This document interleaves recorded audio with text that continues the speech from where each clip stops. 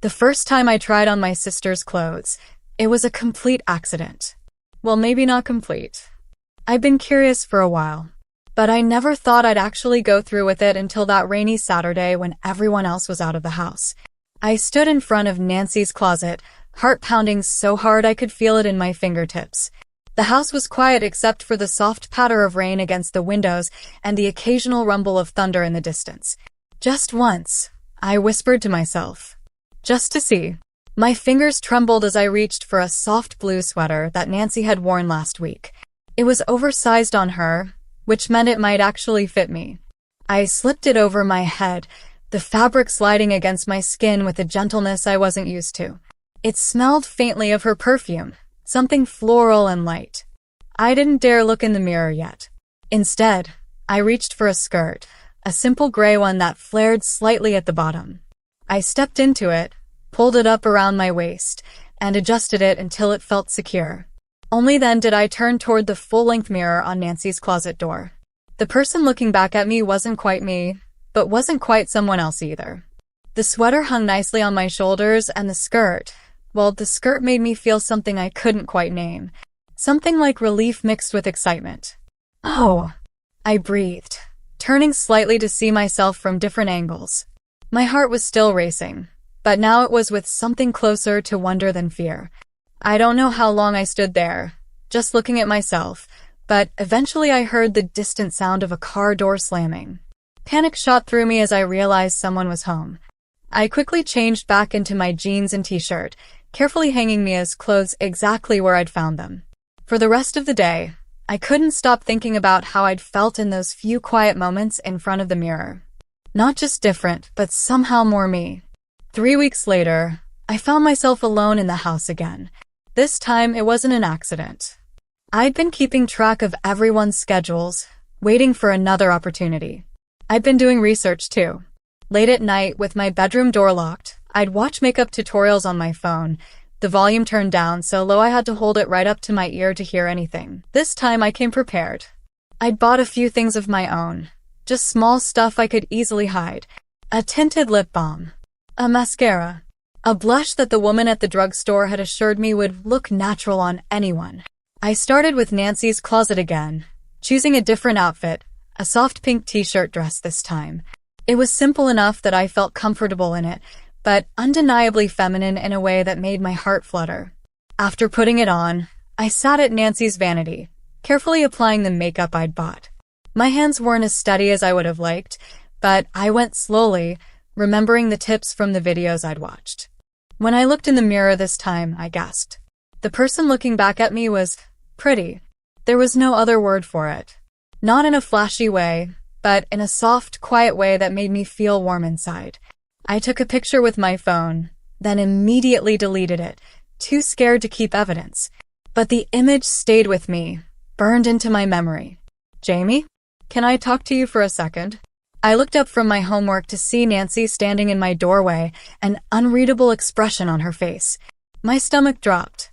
It had been 2 months since I'd first tried on her clothes, and I'd been careful to put everything back exactly as I'd found it. Sure, I said, trying to keep my voice casual though my pulse was racing. What's up? She came in and closed the door behind her, which only made my anxiety spike higher.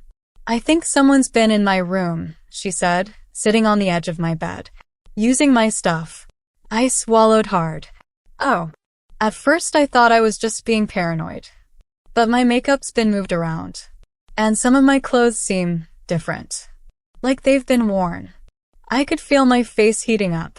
Maybe Mom borrowed something? Nancy shook her head. Mom always asks first. And besides. She reached into her pocket and pulled out something small. My heart nearly stopped when I saw what it was, the tinted lip balm I'd bought. The one I thought I'd lost last week. I found this under my bed, she said. It's not mine. I couldn't speak. Couldn't even breathe. Jamie, she said softly, is there something you want to tell me? The silence stretched between us, heavy with all the things I couldn't say. Tears welled up in my eyes, and I looked down at my hands, unable to meet her gaze. Hey, she said, her voice gentler now. She reached out and took my hand. It's okay.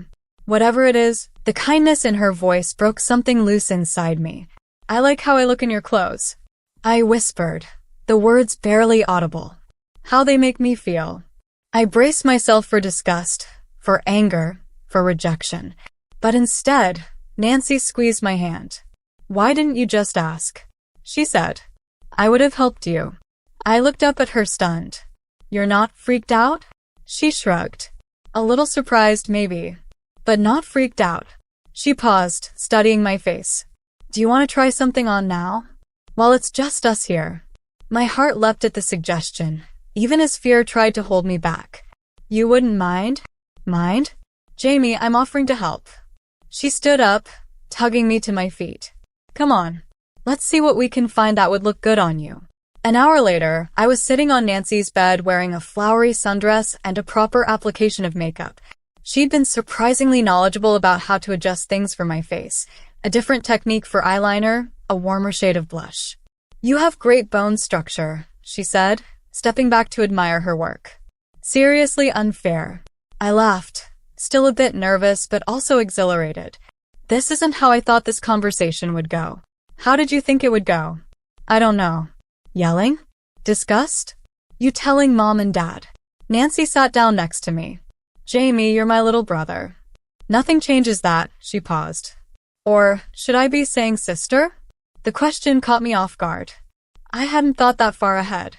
I don't know, I admitted. I'm still figuring things out. I just know that sometimes when I look like this, I feel more right. She nodded. Well, whenever you figure it out, I'm here. And your secret's safe with me until you decide otherwise. I felt tears welling up again, but this time they were from relief. Thanks, Nancy. No problem. She bumped my shoulder with hers.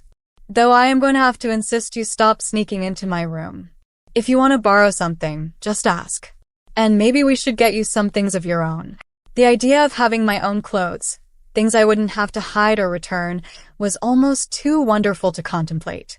I'd like that, I said softly. Over the next few months, Nancy helped me build a small collection of my own. Nothing flashy, just simple, comfortable pieces that I could wear in my room when I needed to feel like myself. She even cleared out a drawer in her closet where I could keep things, since my own room didn't have a lock and I was still terrified of mom or dad finding everything. We developed a system. When I wanted to dress up, I'd text her a butterfly emoji. If the coast was clear, if our parents were out or definitely wouldn't come upstairs, she'd text back a thumbs up. It was during one of these sessions that Nancy brought up the idea that would change everything. There's a Halloween party next week at Casey's house, she said as she helped me apply eyeliner. You should come. As yourself. I froze. What? No way. Why not? It's perfect. Everyone will just think it's a costume. I shook my head. Nancy, I can't. Jamie, she said, her voice serious, you've been dressing up in my room for months now. Don't you want to see what it feels like to actually go out? To be around other people? The truth was, I did want that. More than almost anything. But the thought of being seen, of people knowing, terrified me. What if someone recognizes me? I whispered. It's a costume party. You'll have makeup on. And I'll be with you the whole time. She squeezed my shoulder. Think about it, okay? No pressure. But I think it could be really good for you. I did think about it. 4 days, it was all I could think about. The fear and the wanting battled inside me, neither quite winning out. In the end, what decided me was seeing Casey in the hallway at school, putting up flyers for the party. He caught me looking and smiled. You coming? He asked. Casey had always been nice to me, even when other guys weren't. He was in the drama club with Nancy, which is how she knew him. He had kind eyes and a smile that made something flutter in my stomach. Maybe, I said, surprising myself. His smile widened. Cool. Hope to see you there. As I walked away, my heart was pounding, not just from talking to Casey, but from the realization that I had already made my decision. The night of the party, I was a nervous wreck. Nancy had helped me pick out an outfit, a simple black skirt, a dark purple top with fluttery sleeves, and a pair of black flats that we'd found on sale in my size. She'd done my makeup too, a little more dramatic than usual with smoky eyes and a deeper shade of lipstick. You look amazing, she said as I stared at myself in the mirror. Seriously, Jamie. Beautiful. I hardly recognized myself. Not in a bad way, just in a way that made me wonder who I could be if I wasn't so afraid all the time. We'd told our parents we were both going to Casey's Halloween party. It wasn't a lie. We just hadn't specified how I'd be dressed. The party was already in full swing when we arrived. Music pulsed from inside the house, and costumed teenagers spilled out onto the front lawn. I hesitated at the edge of the driveway. I don't know if I can do this, I whispered to Nancy. She took my hand and squeezed it. You can. I'm right here. We walked in together. The house was crowded, hot, and loud. A few people greeted Nancy, giving me curious glances but not saying anything directly to me. I kept my eyes down, focusing on not tripping in my unfamiliar shoes. I'm going to get us some drinks, Nancy said after we'd made our way to a slightly quieter corner. Will you be okay for a minute? I nodded, though my stomach was in knots. As soon as she disappeared into the crowd, I regretted letting her go. I felt exposed, vulnerable. I crossed my arms over my chest, trying to make myself smaller. Hey. I looked up to see Casey standing in front of me. He was dressed as some kind of vampire, with fake blood at the corner of his mouth and a cape draped over his shoulders. My heart jumped into my throat. Hi, I managed. I'm Casey, he said, holding out his hand. Don't think we've met. Are you a friend of Nancy's? He didn't recognize me. The realization was both a relief and, strangely, a little disappointing. Something like that, I said, shaking his hand. My voice came out higher than usual, partly from nerves and partly because I'd been practicing speaking in a softer tone. Cool. What's your name? I hadn't thought that far ahead. Jamie, I said, deciding to stick with the truth. Nice to meet you, Jamie. His smile was warm. I like your outfit. Simple but elegant. Most girls go for something a lot more obvious on Halloween. Thanks, I said, feeling a blush creep up my cheeks. I'm not really the obvious type. He laughed.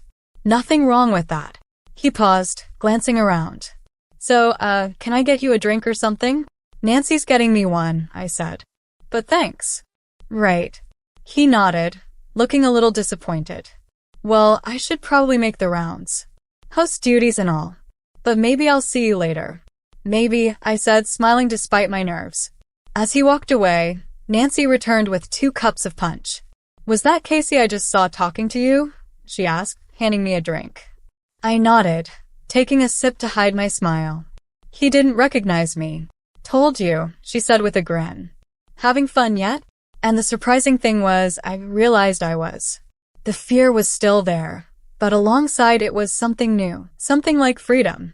As the night went on, I grew more comfortable. I danced with Nancy and her friends, laughed at jokes, even had a conversation with a girl from my English class who had no idea who I really was. Your eyeliner is perfect, she said. You have to show me how you do it sometime. I smiled, thinking of all the nights I'd spent practicing in secret. Sure, I said. It was getting late when I felt a tap on my shoulder. I turned to find Casey standing there, looking a little nervous. Hey, he said. I was wondering if you wanted to take a walk? It's getting kind of hot in here. I glanced at Nancy, who gave me an encouraging nod. Okay, I said. We stepped outside into the cool night air. The music from the party was a distant thump now, and the yard was lit only by the soft glow of string lights hung in the trees. So Casey said as we walked, How do you know Nancy? We're close. I said, which wasn't a lie. What about you? Drama club. She's amazing. One of the kindest people I know. I smiled, thinking how true that was. Yeah, she is. We walked in silence for a moment. Then, Casey said, This might sound weird, but you remind me of someone. My heart skipped a beat. Oh, yeah. This guy in my math class. Jamie. He laughed softly. Actually, that's part of why I noticed you. Same name, and there's something about your eyes. I swallowed hard, panic rising in my throat. This was it. He'd figured it out. Any second now, he'd start laughing, or worse, get angry. But instead, he just said, He's nice. Quiet but nice. Funny when you get to know him. The way he said it, so casually appreciative, made something warm bloom in my chest. Maybe we're related, I said, attempting a joke to hide my nervousness. Casey smiled. Maybe. He stopped walking, turning to face me. Listen, I'm really glad you came tonight. I've had fun talking to you. Me too, I said, and I meant it. He hesitated, then leaned in slightly. For a wild moment, I thought he might kiss me. But instead, he just brushed a strand of hair away from my face, his fingers lingering for just a second against my cheek. Would it be okay if I got your number? He asked. Maybe we could hang out sometime. The question caught me completely off guard. This wasn't supposed to happen. This was just supposed to be one night, one experience. Not something that could continue. I don't know, I said honestly. He nodded, looking disappointed but understanding. That's okay. No pressure. We stood there for a moment, the silence between us filled with all the things I couldn't say. Then, impulsively, I leaned forward and kissed his cheek, a brief touch of my lips against his skin. Thank you, I whispered. For tonight. His eyes widened slightly, a smile spreading across his face. Anytime, Jamie. As we walked back to the party, I felt lighter somehow. Like something had shifted inside me, making room for new possibilities. I didn't know what would happen next. I didn't know if I'd ever tell Casey the truth, or if I'd ever find the courage to be myself outside the safety of Nancy's room or a Halloween party. But for the first time, I could imagine a future where I wasn't afraid, where I could look in the mirror and recognize the person looking back at me, no matter what they were wearing. And for now, that was enough.